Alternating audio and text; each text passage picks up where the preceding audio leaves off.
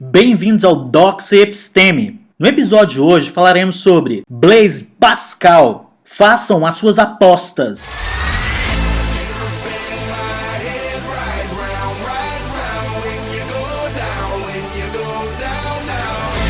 Se você jogar uma moeda para o alto, ela pode dar cara ou coroa. A probabilidade de sair um ou outro lado é de 50%, a não ser que a moeda tenha uma inclinação. Portanto, realmente não importa de que lado você aposte, pois a probabilidade de sair cara ou coroa a cada vez que a moeda é jogada é exatamente a mesma. O que você faria se não tivesse a certeza se Deus existe ou não? Seria como jogar uma moeda para cima? Apostaria na não existência de Deus e viveria como bem entendesse? Ou seria mais racional agir como se Deus existisse, mesmo que a probabilidade disso ser verdade seja mínima? Blaise Pascal acreditava em Deus e pensou bastante na questão.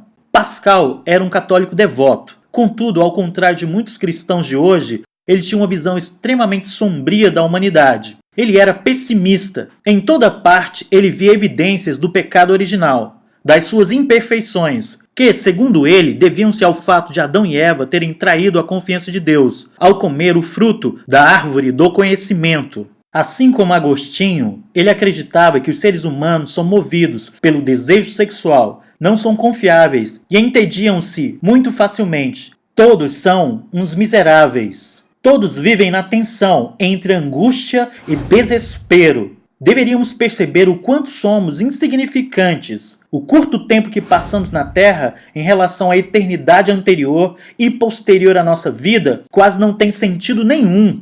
Cada um de nós ocupa um espaço ínfimo no espaço infinito do universo. Por outro lado, Pascal acreditava que a humanidade tinha algum potencial, desde que não perdesse de vista Deus. Estamos em algum lugar entre bestas e anjos, mais provavelmente bem perto das bestas na maioria dos casos e na maior parte do tempo. O livro mais conhecido de Pascal, Pensamentos, foi composto de fragmentos dos escritos publicados em 1670, depois da sua morte precoce, aos 39 anos. Ele é escrito em uma série de parágrafos magnificamente elaborados. Ninguém sabe ao certo como ele planejou juntar as partes num todo, mas o principal objetivo do livro é claro: defender uma versão do cristianismo. Pascal não havia terminado o livro quando morreu. A ordem das partes é baseada na forma como ele organizou os pedaços de papéis em pilhas amarradas com um barbante. Cada pilha corresponde a uma seção do livro publicado. Pascal foi uma criança doente e durante toda a sua vida continuou debilitado fisicamente. Ele nunca pareceu bem em retratos pintados. Ele nos finta com olhos lacrimejantes. Quando jovem, encorajado pelo pai, Pascal tornou-se cientista. Trabalhou em ideias sobre o vácuo e desenhou barômetros. Em 1642, inventou uma calculadora mecânica que podia somar e subtrair,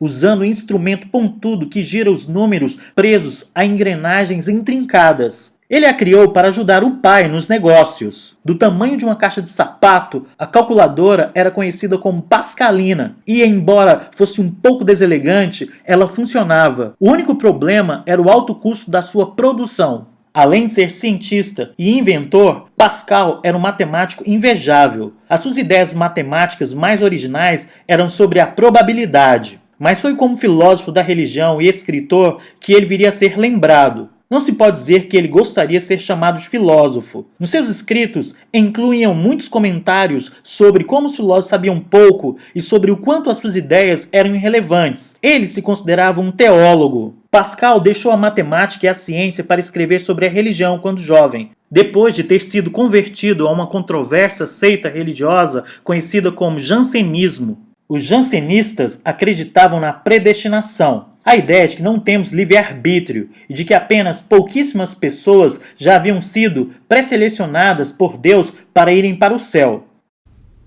Nós não podemos escapar do nosso destino. Nem você, nem eu.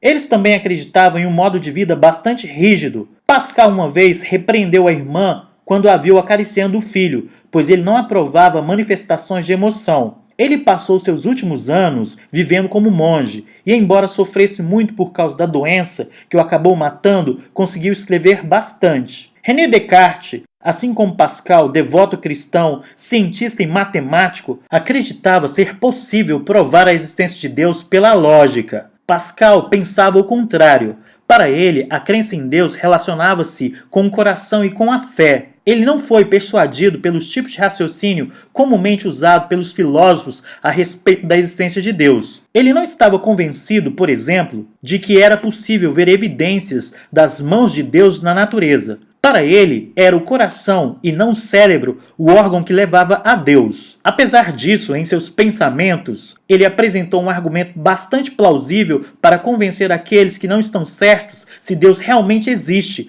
a acreditar em Deus. Um argumento que ficou conhecido como a aposta de Pascal. Esse argumento era baseado em seu interesse pela probabilidade. Se você for um apostador racional e não apenas um viciado, desejará ter a melhor chance de ganhar um grande prêmio, mas também minimizar as perdas sempre que possível. Apostadores calculam probabilidades e, em princípio, apostam de maneira correspondente. Então, o que isso significa quando se trata de apostar na existência de Deus? Supondo que você não saiba se Deus existe ou não, há diversas opções. Você pode viver como se Deus definitivamente não existisse? E se esse for o caso, se estiver certo, terá vivido sem se iludir com uma possível vida após a morte. E por isso terá evitado a angústia diante da possibilidade de não chegar aos céus, por ter sido um pecador demasiado. Também não terá perdido tempo na igreja orando para um ser inexistente. Mas essa abordagem, embora tenha alguns benefícios claros,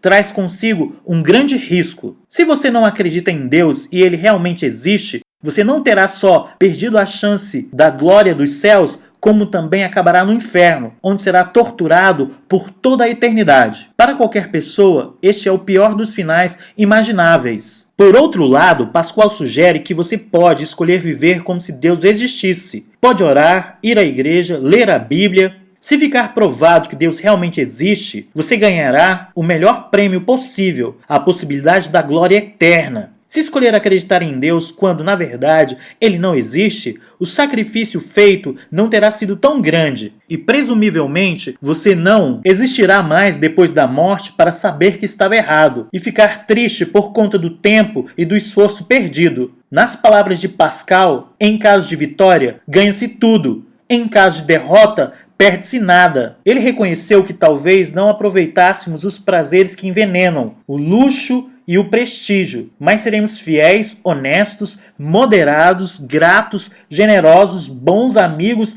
e sempre diremos a verdade. Nem todos veriam a questão nesses termos. Pascal, provavelmente tão imerso em seu estilo de vida religioso, não percebeu que algumas pessoas não religiosas considerariam um sacrifício devotar a vida à religião e viver da ilusão. Eu me pergunto às vezes se o paraíso e o inferno não são a mesma coisa. Você perdeu a fé. No entanto, como afirma Pascal, de um lado existe a chance da glória eterna se acreditarmos em Deus e estivermos corretos, e algumas ilusões inconvenientes relativamente pequenos se estivermos errados. Do outro lado, corremos o risco de ir para o inferno se não acreditarmos em Deus e ele existir. Mas os possíveis ganhos se comparam à eternidade no céu. Também não podemos ficar indecisos em relação à existência ou não de Deus. Do ponto de vista de Pascal, se tentarmos fazer isso, poderemos ter os mesmos resultados que teríamos se não acreditássemos na existência de Deus. Acabaríamos no inferno, ou pelo menos não teríamos acesso ao céu. Se você realmente não sabe se Deus existe, o que deveria fazer? Pascal considera a resposta óbvia. Se você for um apostador racional e observar as probabilidades de um bom olhar, verá que temos que acreditar na existência de Deus. Mesmo que, no caso da moeda, haja uma pequena chance de estar correto, o possível prêmio é infinito e a possível perda não é grande. Nenhum ser racional faria outra coisa que não apostar na existência de Deus. Com essas probabilidades, pensava ele. Você disse uma coisa sobre Deus e que ele tem um plano para cada pessoa. Mas e se Deus não fizer ideia do que está fazendo? E se o plano estiver errado? E se Deus se enganou? Deus nunca se engana. Mas se você consegue ver a lógica disso tudo e mesmo assim não consegue sentir em seu coração que Deus existe, como fica? É realmente difícil, talvez impossível, convencer-nos a acreditar em algo que suspeitamos não ser verdade. Você acredita em Deus?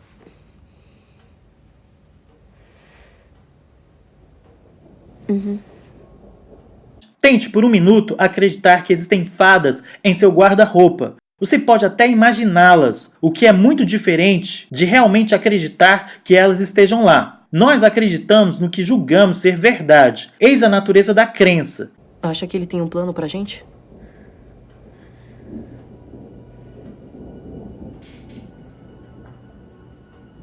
Eu acho que... sim.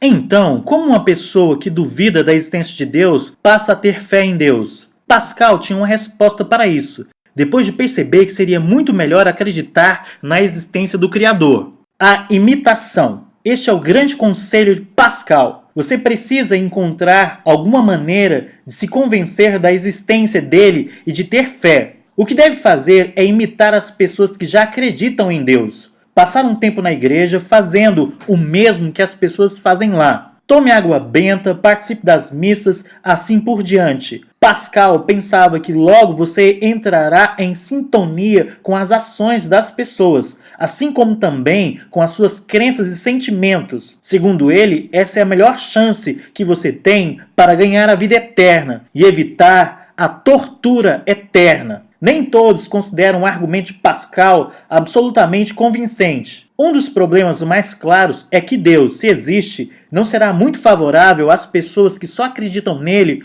por essa aposta, por ser a mais segura. Essa parece ser uma razão errada para acreditar em Deus. Ela é egoísta demais por ser baseada no interesse e no desejo pessoal de salvação da própria alma a qualquer custo. Eu quero que leia isso pra mim. Você consegue? Tu és o meu refúgio e o meu escudo. Tenho esperança na tua palavra. Um dos riscos seria que Deus poderia impedir a entrada do céu daqueles que usassem o argumento da aposta. Outro problema sério com a aposta de Pascal é levar em conta a possibilidade de que, ao adotá-la, você pode estar optando pela religião errada e pelo Deus errado. Pascal dava a opção de termos fé em um Deus cristão ou em nenhum Deus. Mas há muitas outras religiões que prometem a glória eterna aos fiéis. Se uma pessoa dessas religiões mostra-se correta, o indivíduo que adota a aposta de Pascal, ao optar por seguir o cristianismo, pode estar se excluindo da felicidade eterna no céu, tão certamente quanto aqueles que rejeitam acreditar em Deus. Você é quem? Deus. Sou Deus. Deus. Deus. Como assim você é Deus? Assim. Sendo assim. Ó, toda civilização acredita em alguma coisa, não é? Alguma tinha que estar certo, correto? E não é que esse tempo todo, quem estava certo era o pessoal da tribo da Polinésia? Se Pascal tivesse pensado nessa possibilidade, talvez tivesse sido ainda mais pessimista em relação à condição humana.